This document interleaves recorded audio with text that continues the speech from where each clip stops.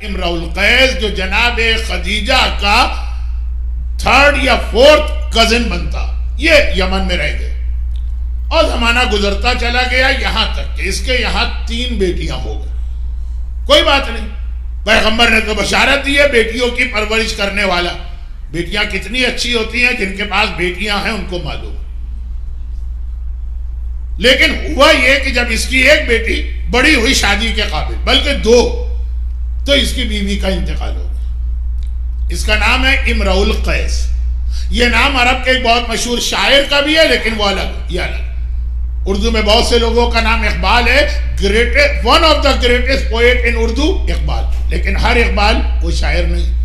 انیس میرے حساب سے تو گریٹسٹ پوئٹ ان اردو، لیکن اور بھی بہت سے لوگوں کا نام انیس ہے۔ امرؤ القیس، بیٹیاں بڑی ہو گئی ہیں، خاص طور پر پہلی 2 بیٹیاں تو شادی کی ایج کو پہنچ گئی اور اس کی بیوی کی ڈیتھ ہو گئی۔ شادی عورتوں کا انوالومنٹ بہت زیادہ ہوتا، اور پھر لڑکیوں کو تو باپ سے زیادہ ماں کی ضرورت ہوتی، بلکہ لڑکوں کو بھی۔ بیوی کسی کے مر جائے تو وہ فوراً دوسری شادی کی سوچتا ہے۔ شہزادی کی وصیت بھی تھی جو کل آپ نے سنی، لیکن شوہر مر جائے تو بہت سی عورتیں پوری زندگی بے وقت میں گزار۔ اب اس کی بیٹیاں بھی جوان بھی ہیں، اب بیوی مر گئی، اور اس دوران یہ اسلام بھی قبول کر چکا۔ یمن میں مل نہیں رہا، یہ سیدھا مدینے آیا، مدینہ کیپٹل سٹی۔ بیٹیوں کو لے کے مدینے میں آیا، لیکن مدینے میں کسی کو جانتا ہی نہیں،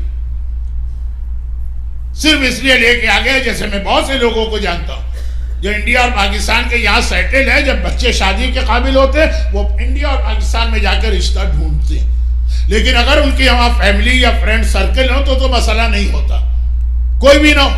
اس کا یہی مسئلہ کہ مدینے میں اس کا کوئی جاننے والا نہیں، بچیوں کو لے کے آ گیا کہ یہ کیپٹل ہے، یہاں سب مسلمان ہیں، کوئی نہ کوئی رشتہ مل جائے گا۔ لیکن بہرحال اس کی ایک کنڈیشن، مجھے رشتہ چاہیے کسی شریف آدمی کا۔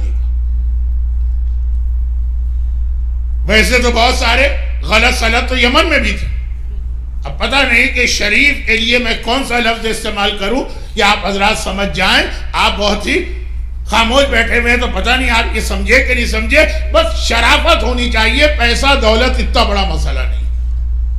اب ہمارے یہاں کا ماحول ہے، ہمارے یہاں سے مطلب مسلمانوں کا، جس کے پاس جتنی دولت ہوگی وہ اتنا ہی زیادہ عزت والا، اتنا ہی شریف ہے۔ ہمارے یہاں شرافت کا کرائیٹیریا دولت، دکانیں اتنی ساری ہیں، پراپرٹی اتنی زیادہ ہے، مکان اتنے اچھے ہی بہت شریف آدمی۔ یا یہ کہ مثلا کوئی بڑی پوسٹ، اب مدینے میں اس نے پہلے ٹرائی وہاں کی، اب اس کا رشتہ وہ لوگ لے نہ لے وہ بات کی چیز ہے، پہلے ٹرائی کی، جن کے پاس دولت تھی ان کے پاس گیا، بڑا مایوس ہو گئے۔ پیسے ہیں لیکن تف، ایسا ذلیل آدمی، یہ نیچر کا ہے، میں نام بھی ان کے نہیں لینا چاہتا ہوں۔ اور پھر جن کے پاس حکومت تھی ان کو جا کے دیکھا تو وہ اس سے بھی کنڈیم نکلے۔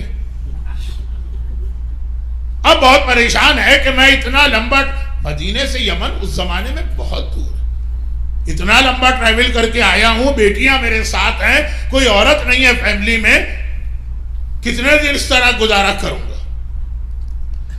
بہرحال پریشانی کے عالم میں ایک دن شام کے وقت مدینے کے باہر بیٹھا ہے۔ وہ مدینہ بہت چھوٹا اس زمانے میں، آج کی مسجد دیکھی آپ نے مدینے کی، اس زمانے کا تقریباً پورا مدینہ اتنا تھا بس۔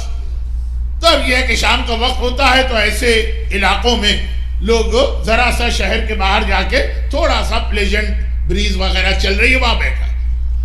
اس نے دیکھا کہ ایک آدمی آ رہا ہے، سارا جسم پسینے پسینے ہے اور سر پہ گرد و غبار ہے، لگ رہا ہے کہ بڑی محنت کر کے آ رہا۔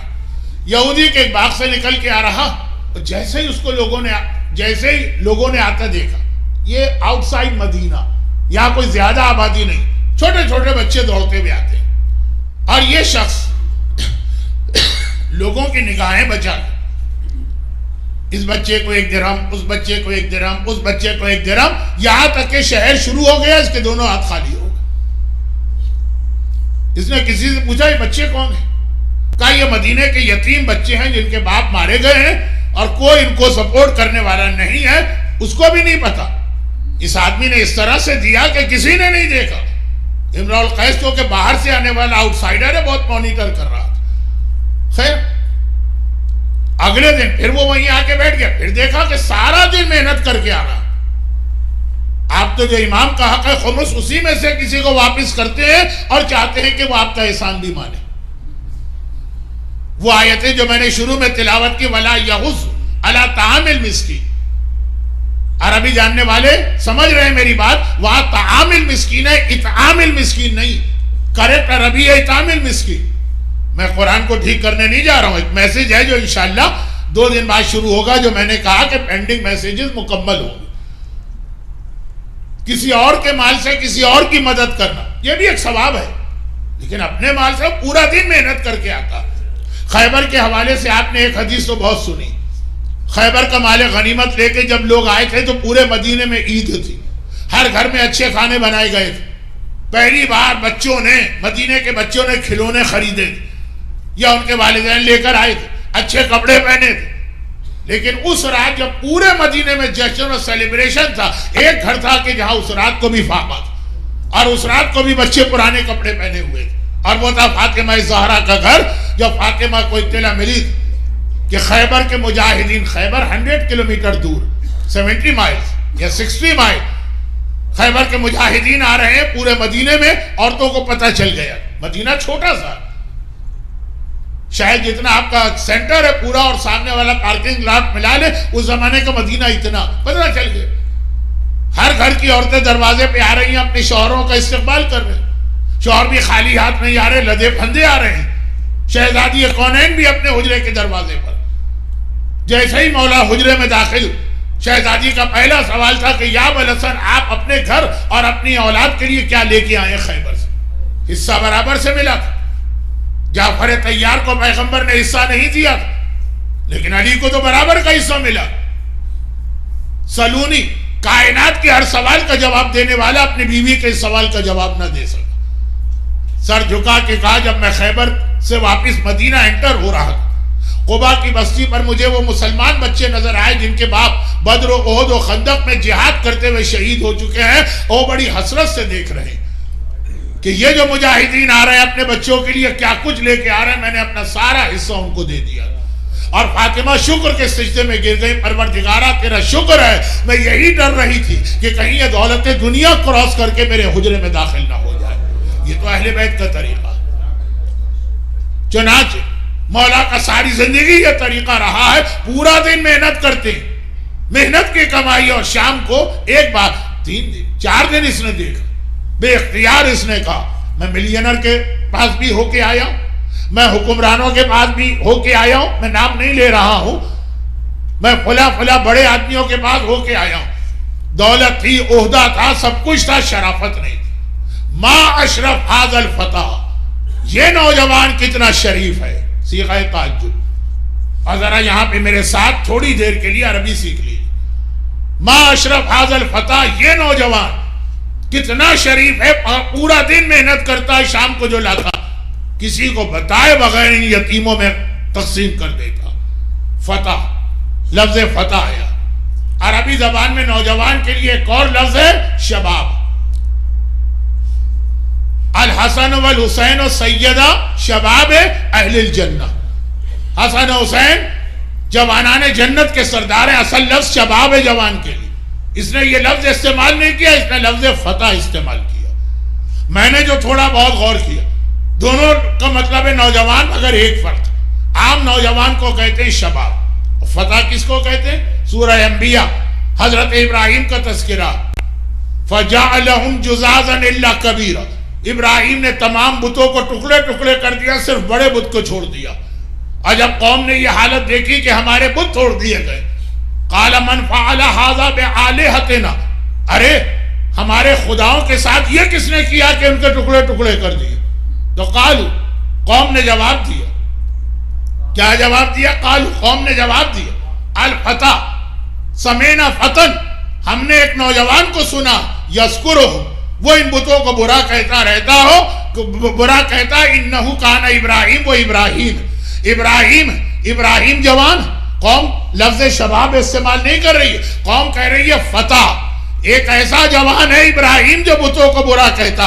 تو عام نوجوان کا نام ہے شباب، اور جو بتوں کو توڑے اس نوجوان کا نام ہے فتح. تو جس نے کبھی بتوں کے آگے سر نہ جھکایا ہو اور بتوں کو توڑا ہو وہ فتح ہے. اسی لیے جبرائیل بھی آئے گا تو لا شبابہ نہیں کہے گا, کہے گا لا فتح الا علی لا سیف الا ذو الفقار.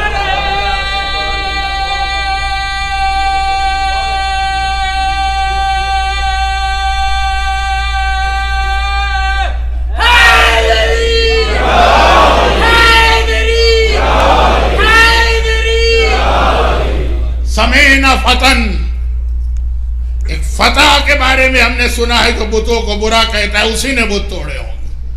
تمام مسلمان متفق ہیں.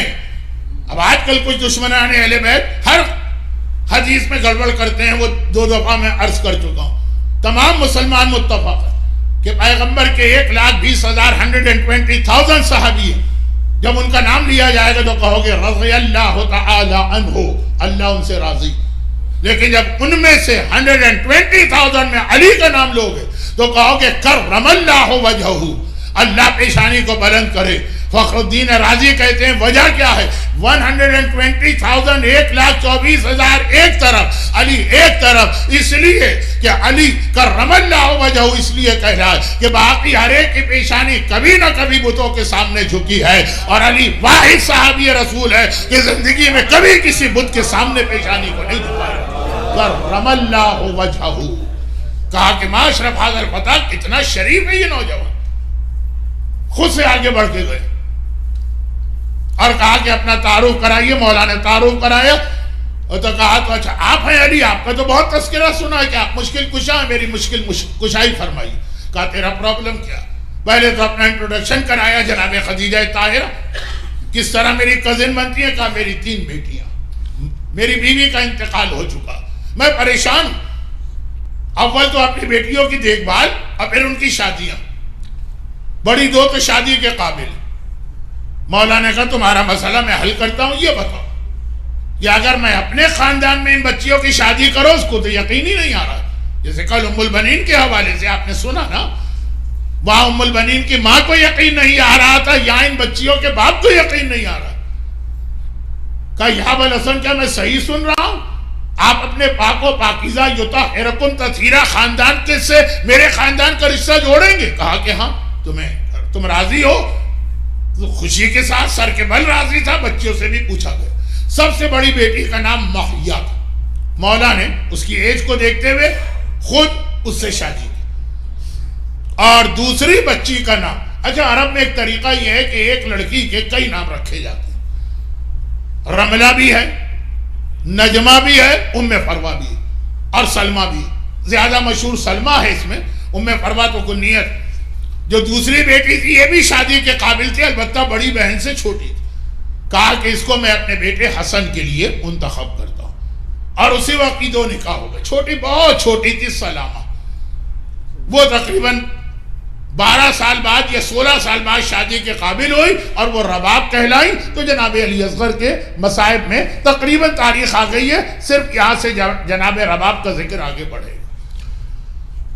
بڑی بہن مولا کی بیوی بنی ماہیہ, درمیان والی بہن سلمہ, وہ امام حسن کی زوجہ قرار پائیں, پہلی زوجہ. امام حسن کی پھر اور شادیاں ہوں, جیسے مولا کی ٹوٹل 10 شادیاں ہوں.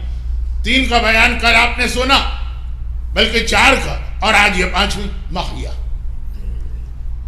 خیر ماہیہ کی ایج زیادہ تھی تو وہ امام حسن کی شہادت سے پہلے انتقال کر گئی, اور سلمہ اپنی بہنوں میں سب سے بڑی ہو گئی. 2 بہنیں, ایک بہت چھوٹی, دوسری اور تیسری کے بیچ میں ایج گیپ بہت زیادہ, پہلی اور دوسری میں کم تھا. سلمہ کی شادی ہوئی تقریباً 36-37 ہجرہ میں. پروردگار نے پہلے ایک بیٹی دی, ام فروا کی پہلی اولاد ایک بیٹی ہے, اور امام حسن کی اولاد میں صرف ایک ہی بیٹی جو ان کو اس بیوی سے ملی ہے, باقی بیویوں سے بیٹی نہیں ملی. اب ایک سوال آپ نہ کیجئے گا کہ نجف اشرف میں تو آج بھی بنات حسن کے نام سے ایک روضہ ہے جس میں 3 قبریں ہیں, حسن کی بیٹیاں, اور سڑک کا نام بھی یہی, اور ہلہ میں بھی امام حسن کی کچھ بیٹیاں. اس کا جواب دوں گا تو بات بہت آگے بڑھ جائے گی, بچے بھی تڑپ رہے ہوں گے العطش کی وجہ سے, اور بڑوں کو بھی مصائب سننا ہے کسی اور موقع پر. بہرحال خلاصہ اس کا یہ ہے کہ صرف ایک بیٹی تھی، وہ ام فروا کی پہلی اولاد بیٹی تھی. اور یہ بیٹی بھی کتنی افضل ہے، جس کی شادی بعد میں چوتھے امام سے ہوتی ہے. ہمارے 5ویں امام پیدا ہوتے. ام فروا نے، یہ ہمارے یہاں کم پڑھا جاتا ہے ایک جملہ، یعنی کوئی بہت اہم مسئلہ بھی نہیں. ام فروا نے اپنی زندگی ہی میں اپنی بیٹی کی اولاد دیکھی، یعنی نانی بن کے کربلا گئی تھی. 5ویں امام کربلا میں تھے، ہر ایک کو پتا. تو 5ویں امام کی نانی کون ہے؟ ام فروا. ایک ہی بیٹی امام حسن کی تھی، ام فروا سے ان کی شادی چوتھے امام سے ہوئی 56 میں، اور 57 میں 5ویں امام پیدا ہوئے. تو ام فروا نے 5ویں امام کو بھی بچپنے میں اسی طرح پالا ہے جیسے نانی اپنے نواسے کو پالتی ہے. مگر اس کے بعد ام فروا کے ہاں 4 بیٹے اور ہوئے ہیں، جن میں تیسرے کا نام قاسم، سب سے بڑے احمد، پھر عبداللہ، پھر قاسم، پھر سب سے چھوٹے کا نام عبداللہ رکھا. اور فرق کے لیے ایک کو عبداللہ اکبر کہتے ہیں جو جناب قاسم سے بڑے، اور ایک کو عبداللہ اصغر کہتے ہیں جو جناب قاسم سے چھوٹے. 5 اولادیں اللہ نے ام فروا کو عطا کی تھی. اور پھر امام حسن کی شہادت ہوئی. اس وقت جناب قاسم کی عمر 3 سال تھی. ام فروا سلمہ نام ہے، نجمہ بھی نام ہے، رملہ بھی نام ہے، ام فروا کنی.